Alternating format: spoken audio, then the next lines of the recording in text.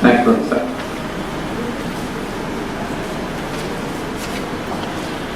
Well, this session of mine is going to be regarding my PhD progress update. First, let me give an introduction of myself. My name is Dr. Rashed Mahfuzullah.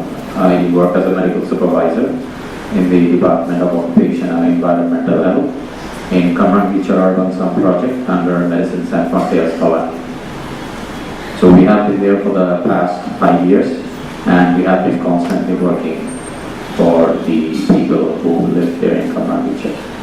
So from there, what I thought was to do my research on such a thing perhaps which was previously not touched or tapped. The informations were not tapped, so as a result that led me to develop certain things.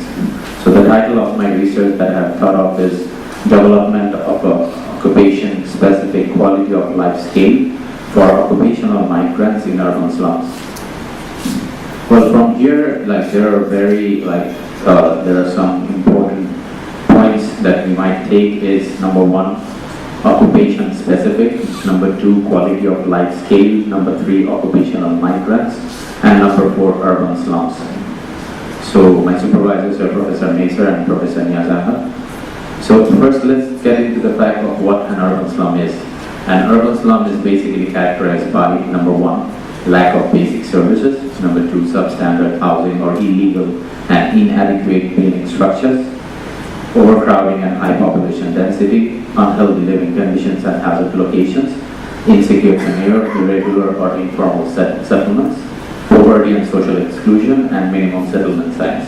These are the characteristics that UN Habitat in 2005 stated regarding defining urban slums. Now, let's get into the second point. Who are the migrants? According to IOM, a migrant is any person who is moving or has moved across an international border, such as the Rohingya refugees, the Syrian refugees, or within a state away from his or her habitual place of residence. This means this can not only be people who are moving beyond international borders, but these are also people who actually move from one place to another. Say for example, if I live in Mohammadpur and if there is a huge fire over there or flood or a cyclone or you name it, you get it. If these sort of stuffs happen over there and if I am displaced from there to some other place, I will be termed as a migrant. And according to IOM, these migrants should be all these people regardless of the person's legal status, whether the movement is voluntary or involuntary, what the cause of the movement are, and what the length of the stay is. This was given by IOM in 2009. Now here comes the interesting part. Who are the occupational migrants? So from the word itself, we can actually say that these are migrants who are occupational in origin, mainly. So if we get into the point that these are the people who move or migrate from their place of origin and live and work in other locations. The displacement largely resulting due to natural or artificial disasters, conflicts, environmental degradation, or in search of work, which provide them with a better opportunity for living. So these might be some of the criteria which we might need to take into account when we are talking about occupational migrants. Now, the fourth point, that means the quality of life.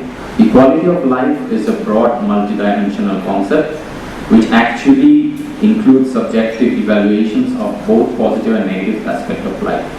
Like different disciplines will definitely different, they will see the quality of life in a different way. It will differ from males to females, it will differ from doctors to rickshaw pullers. So from person to person, from academic disciplines to other disciplines, from individuals and even groups, the quality of life thought will be different. And health is one of the important domains of overall quality of life. So an HRQOL, which means health related quality of life, is an individual's or group's perceived physical and mental health over time. This was said by the Center for Disease Control and Prevention. There are other domains included in there as well, such as the culture, values, spirituality, jobs, education, religion, freedom, satisfaction, happiness, sadness. All of these are also included in the other domains. Like there are various scales, there are like around I guess 10, 12, 15, 20 or even 100 scales. And some of the scales are focusing on what the quality of life is. Some focuses directly, or like some scales are totally directly regarding quality of life, and some are taking care of some of the domains that are there. Say for example, if we define health, health is a state of total physical, mental, social and spiritual well-being. So these four are four domains. There are other domains, whether a person is happy or not, whether a person is satisfied or not. So all these aspects, individually they have separate scales with big number of questions like 10, 12, 15, 20 questions. And they are also like coincides down to a certain point or a certain scale which covers more or less everything. So some of these scales, like one of the most usually used scale is the rank 36 for HQRL. There are other scales as well. So for example, the DAS scale which says depression, anxiety and stress scale. There is the Hamilton scale which Purna used yesterday, the QALY, the EQ5P, Popsicle Index, EQL. There are lots and lots of other types of scales. But the problem of all these scales are, the fact is that, as I mentioned previously, all these scales actually see different domains in a different way, and definitely a different domain to a different extent. The point that I'm trying to make is, say for example, if you want to see the overall quality of life of a person, then you perhaps have the need to check into or tap into 3 of these scales rather than using only one. So that's where the problem arises. And regarding occupational migrants, like regarding people who migrate from certain other places to another place in search of work, or they are working there, they are living in urban slums, for them there is actually no quality of life scale. So that's with the thing that has let me go into the venture of developing a new scale which might be efficient and effective for the people living in urban slums and who are occupational migrants in origin. So this is basically the research problem and the basis to develop a new scale for me in this situation. The objectives, along with developing the scale, the other objectives are to explore the quality of life occupational migrants face in urban slum, to determine the reasons behind the migration, why these people are coming from all those places and why they are getting back. The third is to determine the relationship between quality of life and socio-demographic characteristics, to examine how migration affects quality of life. Basically this means, does it improve or diminish the quality of life over various scales? Which also means, if a person has come from a certain area in Bangladesh, say for example the coastal margin, and comes and starts working over here, that time if we measure the quality of life, whether with time this quality of life has improved, and as a result of this improvement, whether this person is staying back or going back to his or her village. That's one of the questions, and that's what I'm trying to examine there. And also with the quality of life, health-related quality of life, I will definitely also try to find a correlation between it and economic burden. Well, this is a bit of the methodology that I have initially selected. The study locale will be firstly Kamrangichar. Kamrangichar is actually a place where I work, where my project is. So we have been working there for the past 5 years. And Kamrangichar, let me give you a small brief about Kamrangichar. It's a small island. It used to be an island basically. Now it's connected by 5 roads only. And this place, its area is about 2.5 kilometers square. Its population, estimated government population is around 500,000, which is 5 lakh. But the actual number of population is over 1 million. In this place, or in this island, I call this place Kamland, Kamrangichar land, which is an island, so Kamland. So in Kamrangichar, what we see is there are about, you will be like staggered to know, there are about 5,000 to 6,000 factories over there in such a small place. The factory size starts from 2 people working in a factory and extends to 250 people working in a factory. You know, most of the plastic goods you guys use, most of the small garments materials that you guys use, the handkerchiefs and this and that, the metal pots that we use, the wooden pieces that comes to Dhaka and furniture is made, all these things are processed in Kamrangichar.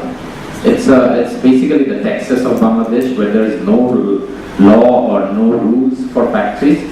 Like at Cordon Essence, like they had some rules for the garments factories, but these factories runs without any rules and regulation. Another statistics is it's beside the tanneries that used to be in Hazaribagh. Kamrangichor is just beside that, and all the natural, like all the waste products from the tannery industry and all the 6,000 factories, they are also dumped in Buriganga River, which surrounds the whole of Kamrangichor. So, according to a study done by Blacksmith International and Greenpeace International in way back in 2013, it stated that Hazaribagh is the 5th most polluted place on earth, and if these used to dump things in the Buriganga River and alongside the 6,000 factories dumping everything in Kamrangichor, that makes it, I guess, higher in the list of environmental degradation. The study period I have targeted to use it to do the research for about a year, even if it takes more, I guess it might take more. The study population will be the people living in the slums of Kamrangichor and other locations. I will start from Kamrangichor because it's easily accessible to me, and I have got being a medical supervisor, I have got good relations with most of the people over there, all the factories. So that's what's going to lead me to start the research there and then perhaps move to other urban slums. The inclusion criteria is people living in the slums who have migrated from other parts. So the first question to include and or exclude people would be, as you are living in Kamrangichor, whether you have migrated from other place, and if it is so, what is the cost? So that's going to be the first point of segregating people from my research. The sample size, according to the sample size formula that we use, Z squared PQ by D squared. So if we use that, the formula states that it comes around 400 something. But as I have got this whole population in front of me, and there are lots and lots of type of occupational people over there, my target is to go as further as possible and go to around 1200 or 300, 1300 samples if necessary. And the rationale behind the whole work is the location. I have been working there for the past 2 years, the office is working there for the last 5 years, and we have a trust relationship with the members and the community and the factories. So that's what have resulted in carrying out this research on this whole thing. So what I estimate that if we can find out the health-related quality of life, and that too using the new scale that we are trying to develop, or I'm trying to develop. So if we can use that and find the quality of life, we can actually then correlate it with other factors like sexual and gender-based violence, to occupational health problems, mental health problems, environmental health problems. So we can correlate with this scale values, the quality of life, to all these other aspects and try to find out or intervene of what we can do. So this is basically it about my presentation. I would really appreciate if you guys can guide me even more and give your valuable suggestions. I'm open to all suggestions.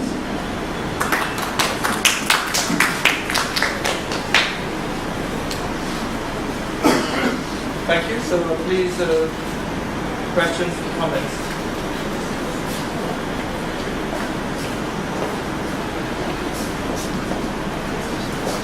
Very nice presentation of your PhD progress. But to my mind, you are talking about development of an occupation-specific quality of life. But you did not say how you want the quality of life to improve. And occupational migrants, you have said that they have migrated from other parts of Bangladesh. But you can also have a comparative study with the Rohingya issues, because Rohingya issue is a very big issue now, and plenty of people are working on it. So I would, congratulate you more if you could, make a comparative study of the situation. This will be a situational analysis, or you are giving, solutions and remedies for quality assurance of life in these urban slums. Thank you, ma'am, for the question.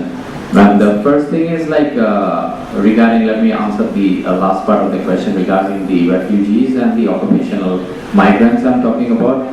yes, I do have access to the refugee population because I work there as well for 2 or 3 months.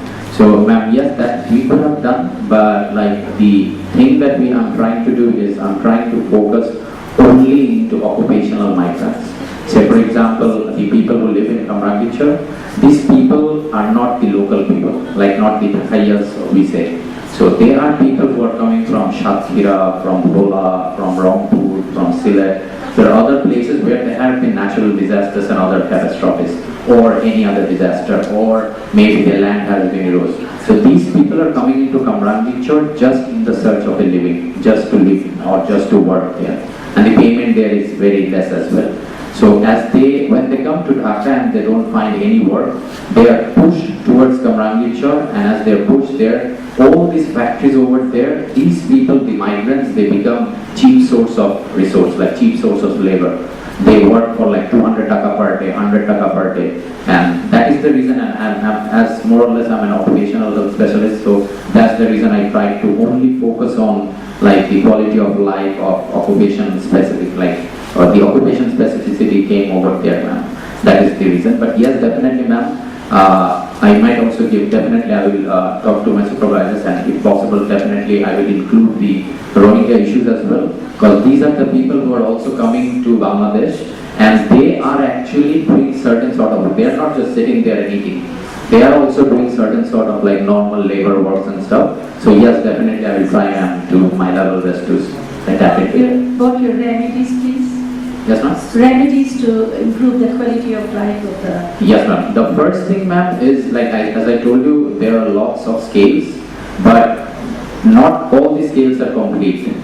Say for example, if you have 1 to 10, say for example, these are like normal values, 1 to 10 or A to J.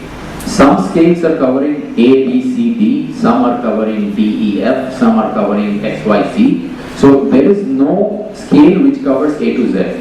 So my plan is to develop a short yet good sufficient scale which will cover all the aspects, all the domains of life.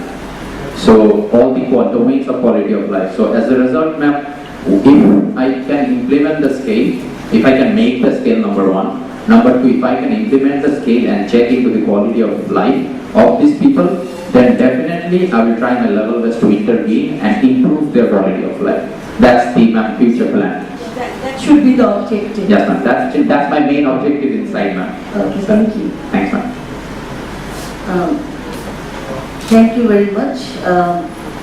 It's a very good PhD study in progress, and what I would like to really help you is when you define quality of life, and before you even go to the scale, you have to have the definition of the quality of life. How do you define quality of life and the improvement in the life, in the quality of life. So that's important. Is it the quality of life that they had lived before and compared to that? Because there's a change between people. Or will you have a scale which will be universal, say for all the migrants who are coming, say in Bangladesh? Secondly, you had a problem, you were thinking of problems of how to integrate this. Have you tried factor analysis? Because factor analysis is a software which will help you to build in all the factors. And I did my thesis at University of Chicago using this factor analysis because it takes the factors. And because I used the World War 57 data, and that takes a lot of different variables. Right. So think of factor analysis. And from there, when you put it on the factors, you can analysis of this. And then you can, from there, put the scale. Right. Say 1 to 10 or what. Right? But before that, your quality of life, you must know what you mean by quality of life. And that is very important. So that's all. Fine, good, great, go ahead. And if you include the Rohingyas, fine, or you can use this landscape. This is the first time a universal or Bangladeshi landscape will be developed, which can be used in any urban areas. Yeah. And since I work in the urban slum areas for reproductive instead of all these small clinics, urban slums, this will be very useful. Yeah. Thanks. Thank you, ma'am. And thanks for the suggestion, ma'am. Ma'am, regarding the scale, ma'am, can I ask one thing, ma'am? Are you suggesting I do the factor analysis first And from there, when the factors are coming, when the factors responsible for certain things, when the factors are coming, incorporate these factors as a domain in the scale and then get a value. Actually, if you go into the software, you see how it is done. And the variables are there, even multi-tables can be. Right. So what you can do is, first define the quality of life. Right. Say in terms of water, in terms of education, in terms of food, and the indicators you're taking, will they be indicators which are of WHO standard or which are slightly improved? We're talking about improvement. So Right. you have to be very clear in your concept what you want to measure. Right. And then you develop the indicators, because these are the indicators. Right. Say for health, these are the indicators. Right. For education, this is there. For money, this is. There are other indicators also, Right. like social problems, Right. drug abuse. So quality of life may decrease also. Right. It may go from 0 to minus. Right. So your scale will be from minus something to 0, Zero something. to To plus something. plus something, yes. Because they might also deteriorate. They might Right. get into gangs, they might get, and then you look into factor analysis Right. and look into what are the variables you, within your quality of life Right. indicators you want. You put them there. Right. And then you put in some dummy figures and Right. see how it How it works out. Yeah, how it works. And then see how it does. Because I found when I worked with WF survey data, very difficult to put all of them together. Together. Huh. Right now. Because some were educated, some were not educated, some were this, some were that, some were children, some were defined planning. So how to put all this and have a composite sort of measure. Right. So that helped me. So maybe you can think it's called factor analysis. Yes, ma'am. And surely, ma'am, I will, once I start the whole process of the development, ma'am, I will surely come and bother you with all this. No problem. You can bother me at Professor Taskia Mansur. Yes, ma'am. Pleasure. Thank you, ma'am. Other comments or questions? Thank you very much. Thank you, sir. It's really wonderful indeed. So I was curious about two things. The first one is like occupation specific. For selective occupations. For selective occupations. Regarding the occupation specific, what I might need to rephrase the word as well. So the fact is, by occupation specific, I meant people who are like working, like the working class in these urban slums. So then it should not be. then, yeah, now I've changed it. Well, definitely I could have focused on made it occupation specific, which means, say for example, in the garments industry. So that's garments. Are you making 2 or 3 scales? No, that's going to be a one complete scales, which will try to cover more or less some of the occupations that are not prevalent. Some of the occupations. Yeah, So, so I I will rephrase it. Definitely. And the second thing was your objectives. Check. Yeah, the last one. How Correlation. to correlate between your quality of life and economic burdens of the society is very. It's a huge thing. It's a tough job. Yep. It needs your labor and your expertise. Right. If you don't have any knowledge on health economics or how to calculate health burdens with Right. economic burden, so Right. you don't go for it. It's my personal Yes, suggestion. it's a very good suggestion, brother. I will tell you, it's a very good suggestion because when I initially thought of it, I also thought of the magnitude, that whether I will be able to complete it. But then I thought, I have my second supervisor who is Ahmed Niasser, who is an economist. So I might need to tap into his expertise to understand. I am also a student of health economics, so I understand a bit of it, but I'm not an expert of it. So I will use sir's expertise to understand the economic burden. The problem is that even you can identify Right. the population is very marginalized Yes. and specific regions. Right. So it's a huge task. It's a huge task, I know. So when you compare with the economic burden of the society, Right. or country, and at the same time health burden, so Right. So if I see that, I would suggest don't go for it. So Right. otherwise, You suggest to skip the last Yeah. part, right? and everything is okay. Thank you very much. Thank you, brother.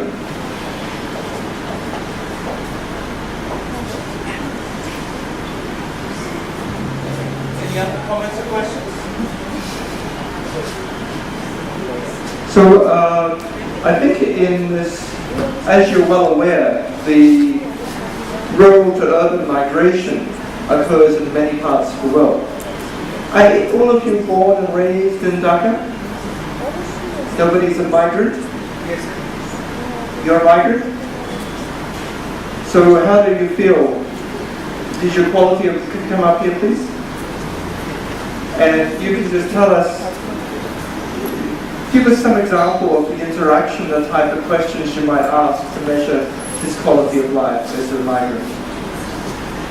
How afternoon. Yeah. When did you, are you living in this place in Dhaka? No, I'm come from You came from Bogora. So first question is, when did you come from Bogora? 2015. In 2015, So why did you come from Bogora? Why to Dhaka? for study purpose. Study purpose. Okay, there was no other problems, environmental problems or any other problems? Just for study purpose you are here. purpose, for last 2 years. So your family lives in Bogora still? They live there. So what do you think your life, like in your life, was it better in Bogora Yes, or it's better here? Yes, I think if I some problem in but if you broadly you asking me, overall I will choose Bogura. Bogora. Your health condition was better in Bogora or in Dhaka? Absolutely, yes, absolutely. It was better in Bogora. Bogora. Your financial condition, personal financial condition better in Bogora? Yes, absolutely. Very cheap to stay there. Very cheap to buy the things, everything. And even like your mental health status, like were you happier or sadder in Bogora or happier or sadder in Dhaka? Happier in Bogora. And And- this percentage is high. And in Dhaka, happier is 50%, 45%, but sadder is 45%. Because maybe you're missing your family there who are staying there, right? No, missing not, but I don't like the environment of Dhaka. Environment. I love Dhaka, but study purpose, this is the best area of our country, best district of our country, division. But living condition, living any other thing, Dhaka is not perfect for. Bogora was far better. Bogora was perfect, as I said. And another thing, like, do you get depressed? Like, you used to get depressed more in Bogora or in Dhaka? Depression, stress, anxiety In Dhaka. in Dhaka. But it is controversial because of the study purpose. But broadening is absolutely Dhaka, depression is very much higher than Bogora. Regarding, say, your freedom as well or satisfaction, Satisfaction is absolutely. all in Bogora. All in Bogora. So I might reduce to the fact that right now, when you are in Dhaka, your personal quality of life is not that good as it was in Bogora, right? Yes, absolutely. Right. Yes, absolutely. Thank you. Thank you. This I will use as an example. Like I will get into this is my first sample. Maybe. Okay, so let's do this a little bit more. Come here. I'll show you how I might interview you. Okay? With some example. Stand up here on the same level as me. Okay? Okay, nice to meet you. Salam alaikum. So, you, and I'm following up from my colleagues' questions. You said your health was better in Bogora? It was better than Dhaka, or? And in which way? What sort of health?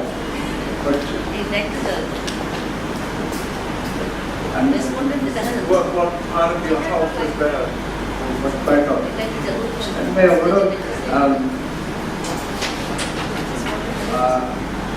one thing I will tell that I am a patient of asthma.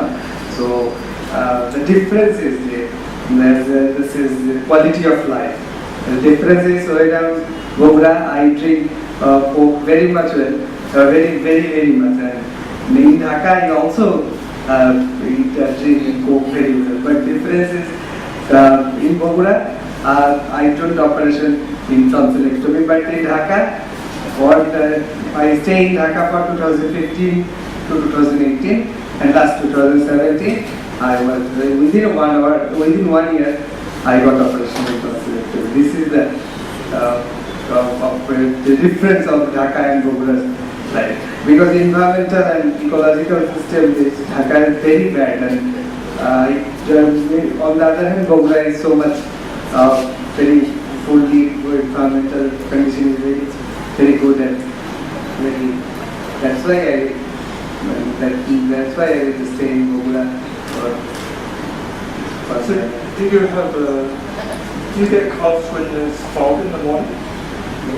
When it's foggy outside, is this bad for your asthma or good for your asthma? It's bad for well, something good, but bad for me. And how far away from the heavy traffic do you live in Dhaka?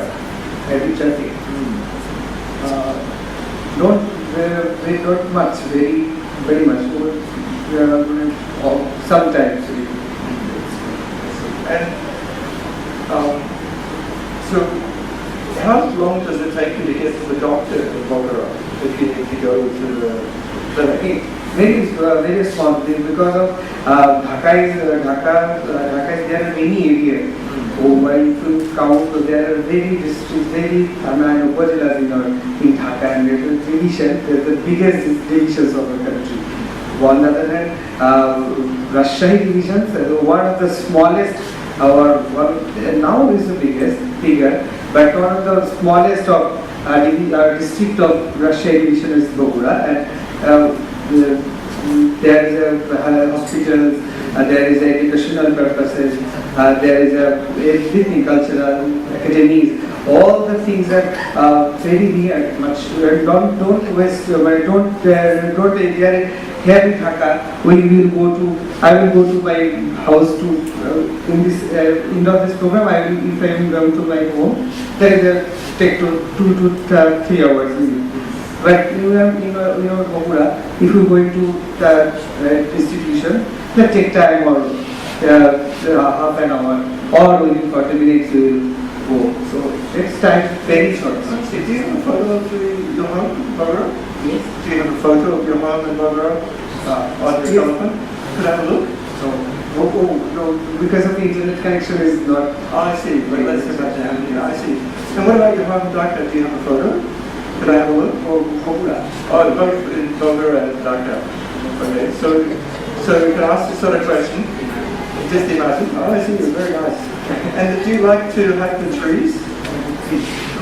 Yes. You think some trees in For that? the air pollution. And what about the air? Do you hear the sound of birds in Bogura? Yes, absolutely. Where environmental condition in Bogura is so much full of joy. If you express something, to another person, they are very much very much attracted for you. When I go to my school, as a way to going with buses, because of our school meeting buses towards your home, and you go to the school for the buses. Then the bus system, and we were going to the school for 6 a.m. So that time, all the suns are not rises, and the sky is gloomy, and this is so much emotional. And if you are thinking something, if you memorize your reading, memorize your listening, if you are listening something, it is very much effect for your. It's very much good for your health and it's good for your brain. And if you want to share something, you can easily share it. But in Dhaka, we are always in traffic. You don't share anything. All the things are happening in Dhaka. If you want, all the things you get, but all the things are, I think that's why my life is differentiate. One of the differentiating point is that Bogura is very natural, and on the other hand, Dhaka is very artificial. All the things you get music, you get emotion, you get all the things that you want. There is a common nature. This is all the things you get, but not natural. It's artificial. I see. So what do you think his eyes look like? Happy or sad? Well, When he called me here, when I looked into it, it was actually sparkling. You know, I could see that spark and the shine in his eyes. Actually, while talking about Cobra, and not while talking about Dhaka, I guess that was not the case. And in fact, it would be impossible to shut him up now. He's going to talk for 3 or 4 hours, and you can ask him before, can I tape record? And by this being close to the same level and exploring. Now, of course, these are personal questions, so that's why we have informed consent before, and we ask him, can we tape recording? But once we do that, because he has rapport, because this is not our first time we talk. We've talked this time, and we met last year, the year before, so we know we have some relationship. So the same with Rashed, some of the people he works with, he knows for some years. So that's why the proximity and the relationship is important. So in the type of qualitative research, we had a presentation by Professor Carlo Pacino in the conference, but you get much more information from an interview. Now the question is, how much time are you prepared to do for the interview, and how many interviews do you need? This is a classic question for many of you doing research. Okay, so the answer may be, the longer the interview, the more you have, the greater knowledge in the case study, and the less number of interviews that you need. So in fact, he's about to tell us his whole life story. We can spend several days together, and he'll be sparkling in his eyes, and maybe eventually he might cry when he comes back to think about Dhaka, so all the things he misses. So how do we develop the index? So in that form, that type of interview, and of course, I know Rashed, when he's dealing with his patients, will be sitting down on the same level and talking to them. This is sort of artificial, but immediately you need to get him on the stage to do the mock interview. And you need to respond. So what you do for informed consent forms, you have a structured interview, but it doesn't really work too well to define all the interview questions that you're going to ask. You need to follow this as just a guide. And then once he starts talking, because of everyone doesn't on the stage or midnight and none of you, we stop you talking about your favorite place and hometown. But in that way, if we have a tape recording, we'll go back and listen to the key words that he mentioned. And then we'll start to see, well, is the sound of birds going to be a measure of the quality of life indicator? For me, it is one of the indicators. Okay? Is the breeze when I'm outside through my hair, is that part of my quality of life? Probably yes. Is to see the sunshine occasionally, to feel the real sun on my skin. That's also part of the quality of my life. Okay? So the scale of the scope of Rashed's work will be quite broad, because the quality of life in a holistic sense is much broader than the simplistic measures that limit you to a measure. Now the question then is, how do I develop a quality of life indicator that people can use without spending a day talking to somebody? Because some agencies or some groups will want to use a scale which shortens the time to a reasonable time.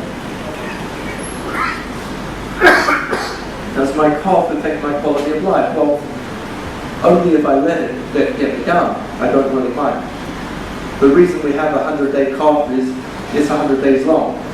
The reason we have a 100-year cough is it's 100 years long. Okay, well, asthma is not that it's 100, it's lifelong coughing. So we got some more medical details from him. Of course, it's private. How are we going to deal with that when I transcribe in my thesis?